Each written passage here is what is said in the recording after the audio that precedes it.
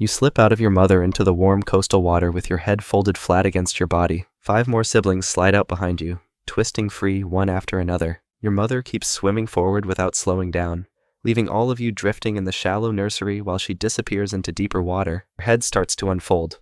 The soft cartilage spreads wide on both sides, slowly hardening into the hammer shape. It takes a few hours, but by the time the light starts fading, your head is fully formed and rigid. You swim close to the sandy bottom, moving toward a thick patch of mangrove roots that twist down into the water. Then something large moves above you. A shark, much bigger than you, circles the edge of the nursery with its body angling downward. One of your siblings drifts away from the roots into open water. The shark turns sharply and accelerates, closing the distance in seconds before clamping down and dragging your sibling deeper into the murky water. You push yourself between the tangled roots, wedging your body into the thickest part where the branches cross. The other survivors scatter into the maze, each one finding their own gap to hide in. The larger shark circles once more, but it doesn't follow you into the roots. After a while, it swims away. That night, you move back out onto the open sand, but you stay close to the roots. The mangroves kept you alive today, but you're growing fast, and soon you'll be too big to hide here anymore. You're 3 weeks old now, and you leave the roots to hunt in the open sand. Your hammer swings side to side as you swim low over the bottom, scanning for anything buried beneath. Then your head picks up something, a weak electrical signal pulsing from under the sand. You stop and start digging with your snout, pushing the sand aside in quick bursts. A stingray explodes out from beneath you, its flat body kicking up and shooting forward. You lunge after it, trying to pin it down with your hammer, but it's too fast and too strong. Then its tail whips backward, and the barb stabs into the side of your head, tearing through the soft tissue. You twist away and swim erratically back toward the mangrove roots with your movements jerky and uncontrolled. The pain throws off your balance, making you tilt to one side as you push yourself back into the safety of the branches. A few hours later, the pain fades enough for you to move normally again. Hunger drives you back out onto the sand, so you start scanning again with your hammer sweeping slowly from side to side. This time you pick up a smaller signal, weaker and slower than before. You dig carefully and uncover a flounder half buried in the bottom. It tries to swim away, but you slam your hammer down on top of it, pinning its body against the sand. Then you bite down hard and tear into its flesh. That's your first real meal. You've caught something that tried to hide, but not everything stays buried when you dig, and some of them fight back harder than you can handle. Skip forward a bit, and you're 5 months old now. You've grown too large for the mangrove nursery, so you swim out into deeper water where the bottom drops away beneath you. Then you see movement ahead, a group of young hammerheads your size swimming together in a tight formation. You push forward and slide into the group, matching their speed and direction. They don't try to push you out, so you stay with them. The school moves as one mass, turning together when the current shifts. Then a barracuda drops down from above with its body cutting through the water fast. The school turns sharply to the left, and you turn with them, staying close to the others. But you're swimming near the outer edge, exposed on the side where the barracuda is coming from. You push inward, ramming your body against the others to get closer to the center. They push back, but you keep pressing until you force your way deeper into the formation. The barracuda closes in and strikes at a shark on the opposite edge,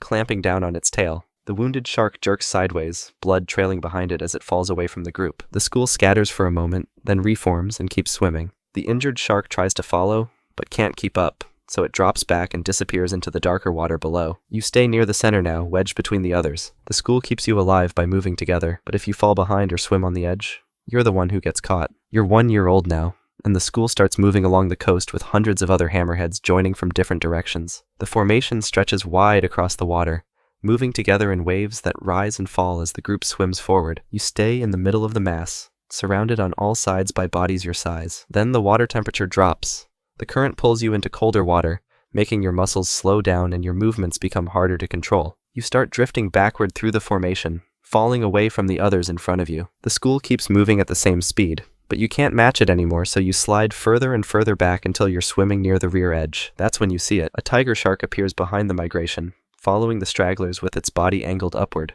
It moves slowly at first, just trailing the group. Then it accelerates and closes the distance on a hammerhead that's fallen too far behind. The tiger shark rams into it from the side, clamping down on its body and dragging it away from the formation. You force yourself to swim harder despite the cold, pushing your tail faster and angling your body forward to catch up with the main group. Your muscles burn, but you keep going, pulling yourself back into the center of the school just as the tiger shark turns toward another straggler. It takes that one instead, and you keep swimming with the mass of bodies around you. A few hours later, the water warms again and your strength returns. The migration brought you to richer water with more food and fewer threats. But every year you'll have to make this journey again, and every year you'll need to be strong enough to finish it. At 3 years old, you leave the school to hunt alone. You find a reef where fish gather in thick groups, moving between the coral and the rocks. You hunt here successfully for several days, pinning prey against the bottom with your hammer and feeding until your stomach is full. Then another hammerhead appears, swimming along the same reef with its body angled toward the spot where you've been hunting. It's your size.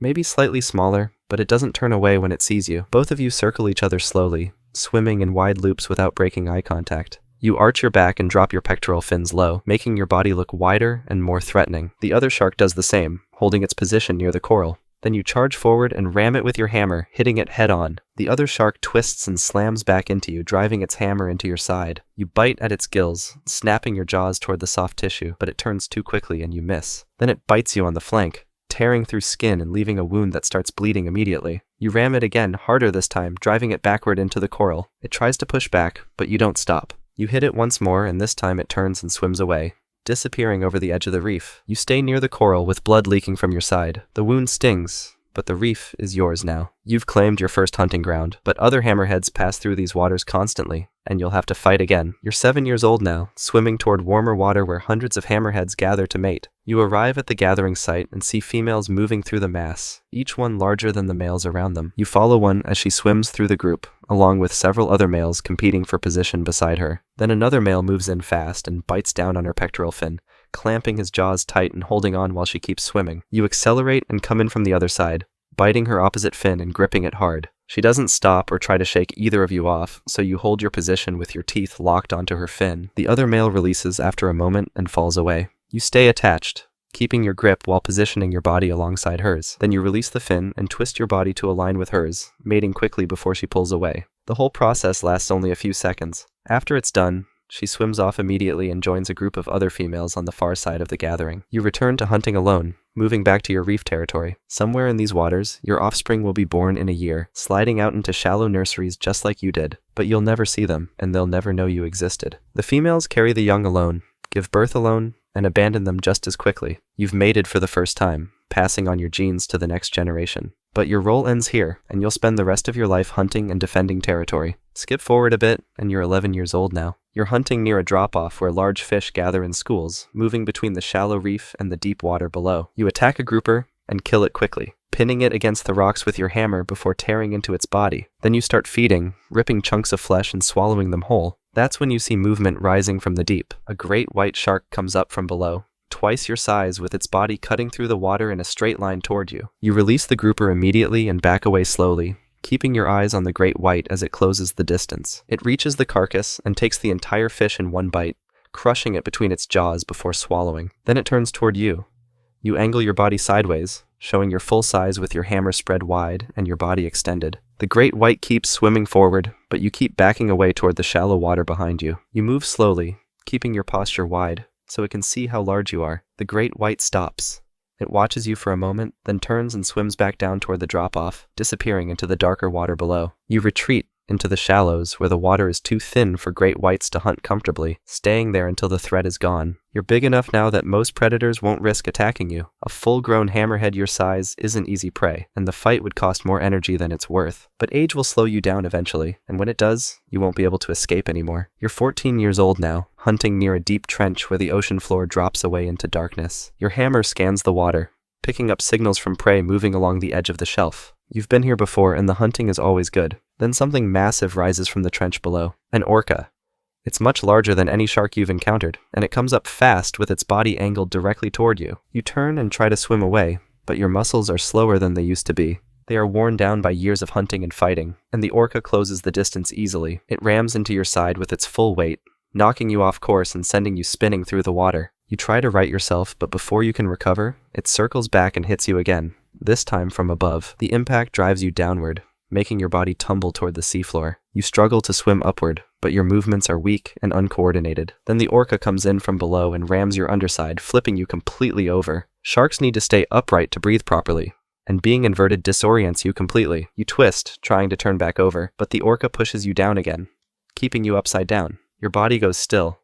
The blood stops flowing to your brain correctly, and your muscles stop responding. The orca holds you in place for a moment longer, then releases. Your body sinks slowly toward the bottom, tumbling through the dark water with your hammer tilted at an odd angle. By the time you reach the seafloor, you're already gone. Life as a hammerhead shark might be rough, but there's another animal out there that has it way worse. Trust me, it's wild. Check out the video and see for yourself.